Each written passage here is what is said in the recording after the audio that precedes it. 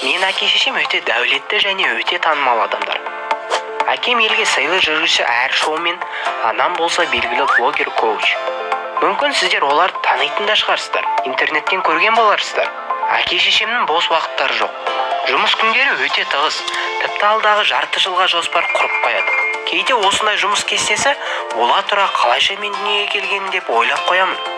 Әлде мен өз бетінше ерінді қалай үлкейтуге болады, немесе бір ай көлемінде миллиардерге тұрмысқа шығу жолдары, банк тонамай қымбат көлікке ақша жинау әдістері сияқты тренинг жүріп жатқан кезде туылған шығармын. Иә, олар өте жұмыс басты жан, бірақ ақша жетеді.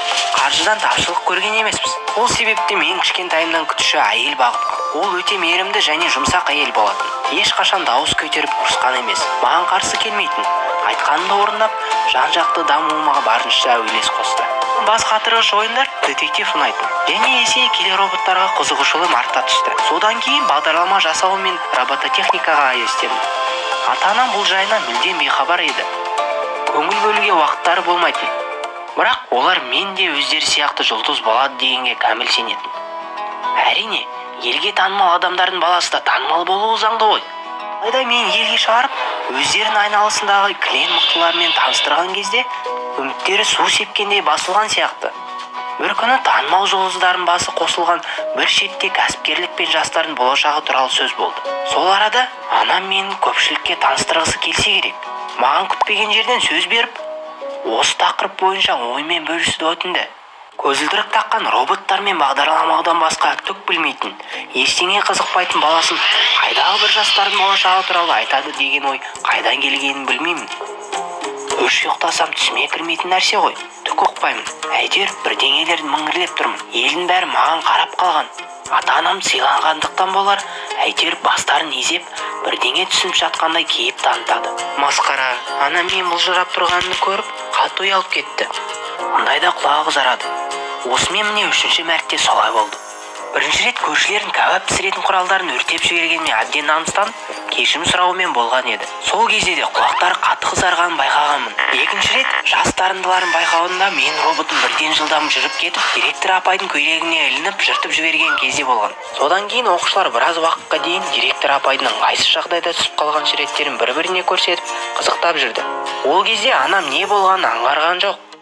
Бар түсінген мен құрылғым директордың киімін іліп кеткені болды. Міне, енді мына жағдайда қызара бөртіп артынан жуып шайып, шетке қарай алып кетті де, жер жіберіне жетіп ұрысып алды. Көпшіліктің арасына өзіңді ұстай алмайсың, не айтарыңды білмей бұлжырайсың деп айтып салды. Ұялдым әрине, бірақ маған бәрібір еді.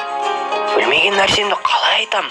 Егер роботтар жайында немесе заманауи құрылғылар туралы сұрағанда, майын тамызып тұрып айтып берер едім ғой. Осы жағдайдан кейін әке-шешем бір-бірін кінәлап, маған көңіл бөлмегендерін бірге алып жүріп көпшілікке қоспағандарын айтып дауласа бастады. Сосын олардың орысы ақырындап күтуші әйелге ауысты. Енді бәр кінәні соның мойнына артып қойды. Не керек?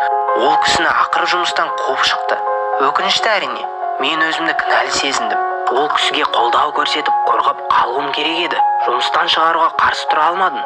Әке-шешем енді менімен өздері айналысатын болып келісті де түрлі курстарға жазып тастады. Шешендік өнер, кәсіпкерліктің негіздері тағы басқа маған түсініксіз бірдеңелер. Қайдағы курстар? Алда робототехника бойынша маңызды жарыстар бар емес пе? Курсқа баруға менің уақытымда ниетімде жоқ болатын.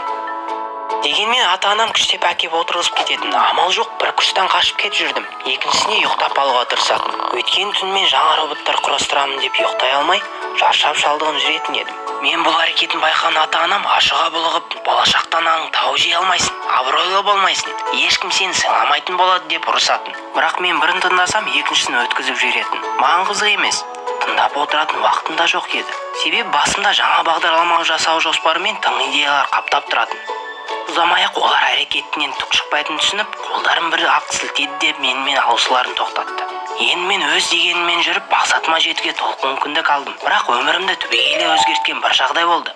Бір күні ол робототехника сабағына келді. Рабиға, ұлдардың арасына робототехникамен айналысып жүрген жалғыз қыз осы болатын. Оның мұнда не үшін келгенін ешкім түсінген жоқ. Негізі ол арулар байқауына қатысса, әлде қайда дұрыс болар еді. Әйтсе де, Рабиға өте білімпаз болды. Көп сұрақ қоятын. Мен одан барынша өзімді алшақ ұстауға тырыстым. Бар күш-жігерімді жаңа жобалар жасауға жұмсағым келді. Бірақ уақыт өте келе біртүрлі махаббат туралы өлең жазғым кеп, шабыттана бастадым. бұл ғашық адамның белгісі сияқты.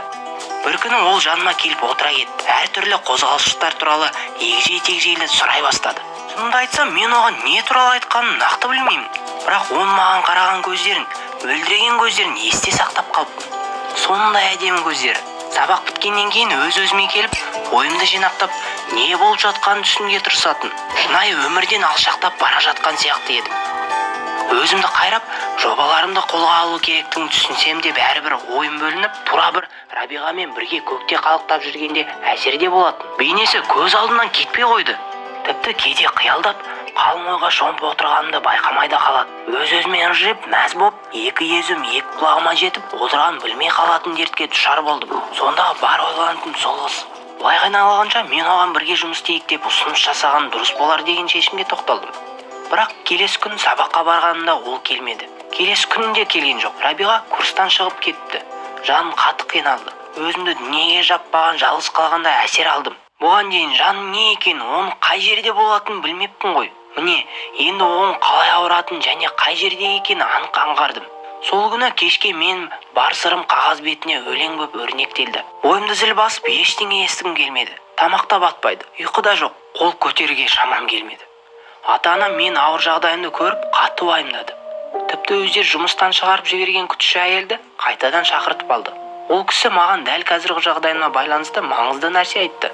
Шыдап, қол қусырып отыра бермей, әрекет ету керек екен. Ішке толған жерді тарқатқан дұрыс. Егер айтқың келсе айт. Бір сөзбен айтқанда мүмкіндікті жібермеуге тырыс. Кейін өкініп қалуың мүмкін деді. Ол сөздердің мен ойымнан мәңгіге қалып қалды. Маған дем берді. Бір күні ата-анам қайырымдылықтың кешіне қатысып қайтуымды сұрады. Және бұл кешті бір Рабиға Марат қызының уайымдастарымен өтетін қайта-қайта ескертпайды. Жүрегім дір ете қалғандай болды. Расымен де сол Рабиға болуы мүмкін бе? Мүмкін ғой әрине. Ойланбастан келістім. Иә, дәл өзі, Рабиғаның өзі. Білесіздер ме, өзімді керемет сезіндім. Не болса да әрекет ету керек деп жаныма келдім де сөйлей бастадым. Өзімше әзілдеп, оған барынша ұнауға тырыстым. Әрине ол мені ұмытпаған екен. Мен айтқандарыма шын ықыласпен күліп, мені толықтай қолдап тұрды.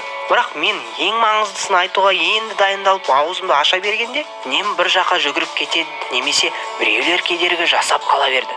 Кеш осылай зымырап өтіп кетті. Шынымды айтсам, осы уақыт аралығында бір-бірімізге сондай жақын адамдар сияқты сөйлестік. Балалық шақтан арамыз ажырамаған секілді көрінді. Міне, кештің соңғы сәттер таяп қалды. Мен бірінші рет оның қатты қобалжығанын байқадым. Не боп қалды? Мүмкін мен көмектесе алатын шығармын деп едім. Ол танымал коуч шақырған, бірақ мен оны келмей қалған және барлық жоспарды бұзып жіберген айтып мұнайды. Бір кезде маған қарады да тоқтап қалды. Ол не ойлаған түсіну қиын емес еді. Кештің түйін сөзін айтуды маған жүктемекші.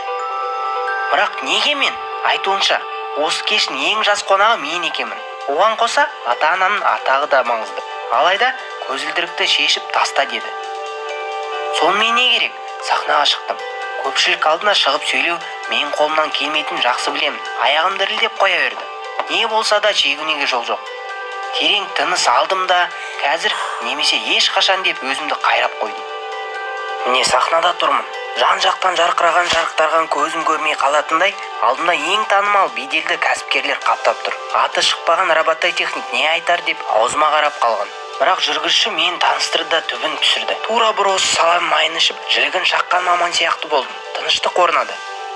Бәрі маған тесіле қарап қалған, ал мен не айтарын білмей қалшиып тұрып қалдым. Көрермендердің бірінші қатарыма көзім түсіп кетті. Арасында бірде-бір таныс адам таппадым. Елдің бәрі күтіп тұр. Ал мен алды-артыма қарамай қашып кетуге дайынмын. Міне, мен оны Рабиғаны байқап қалдым. Оның жылы жүзіне көзім түсті. Маған қарап күлімсіреп тұр екен. Бір кездері оның жаныма отыра кетіп, роботтар жайлы сұраған сәтті есіме алдым. Жұмаққа жеткенде сезіндім. Сонымен сөз бастап кеттім. Алғашында баяу сөйледім. Сосын әр сөзімді сенімді әрі нық жеткізе бастадым. Көрерменнен үйіп тыңдап отырғанын байқағаннан кейін, одан сайын күшіме еніп бар өнерімді салдым. Сөзімнің соңын өзім жазған өлеңмен жалғастырдым. Рабиға қуаныштан ұшып қонып, барынша қол шапалақ мәз болып жүр екен. Әке шешемді де байқадым. Анам ағыл-тегіл жылап тұр. Әкем болса кеудесін мақтаныш кернеп, басын жоғары көтеріп қуанып тұр. Мен қолымнан келді. Өзім сене алар емеспін. Бүгінгі кешті керемет аяқтағанын енді сезінгендей болдым. Сахнадан залға қарай беттедім. Елдің бәрі мақтап, мадақтап жатыр. Тіпті тренинг уайымдастыратын уайымдар бірге жұмыс істеуге ұсыныс жасады. Ол мен жеңісім. Рабиға жүгіріп келіп, алғысын білдірді де бетінен сүйді.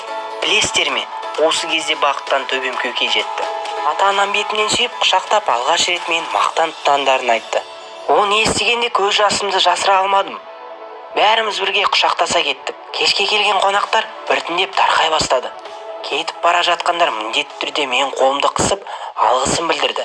Ерекше әсер етеді екен. Мен ең соңғы болып залдан шықтым. Өзімді кемен капитаны сияқты сезініп келе жатқанда бір бөлменің жарығы сөнбегенін байқадым. Күбірлеген дауыстар шығып жатты. Жақын келгенде әке-шенің дауысын естіп қалдым. Ғалия, саған алғысымыз шексіз. Әсіресе саған, Рабиға. Сөнген үмітіміз қайда тұтанды? Ұлымыз темір терсектен басқа ештеңенің ісі жоқ. Ақылсыз болып өсетін болды деп әбден қынжылып едік. Сенің жоспарың нәтижесін берді, Ғалия. Саған сенбеген едік, кешір. Бұл сөздерді естігенде түсінбей есікке жақындай түстім. Сәл ашық тұрған есіктен сығалап, ата-анамның жанында тұрған әйелді және Рабиғаны көрдім. Мен қызымның қолынан келетініне толық сенімді болдым. Ол нағыз артист қой. Кез келген жігіттің жүрегін жаулап алатынына күмәнім жоқ. Сіздер де жарадыңыздар. Бәрін жақсы ойластырған екенсіздер. Айттым емес пе? Алғашқы қадамды өзі жасау керек деп. Тек оған сәл қолданатын адам қажет болды. Мен Рабиғам сияқты деді де бәрі күліп жіберді. Мен бәрін түсіндім. Дәл сол кезде біреу мен шек қарымды ақтарып тастаған сияқты болды. Жүрегіме қанжар сұққандай еді. Мұндай жиіркенішті нәрсені бірінші рет сезіндім. Өз-өзімді жек көрдім. Оның бәрі әке-шешем қалауымен болғанын білдім. Олар мен өздері сияқты атақты, танымал, қоғамға беделі бар болғанымды армандайтын. Енді не істерімді білмей басым дал болып отыр. Олармен қалай түк болмағандай сөйлесемін? Сендер қалай ойлайсыздар, достар? Оқиғаның немен аяқталғанын білгілерің келсе, каналға жазылып лайк басыңдар. Сау болыңдар.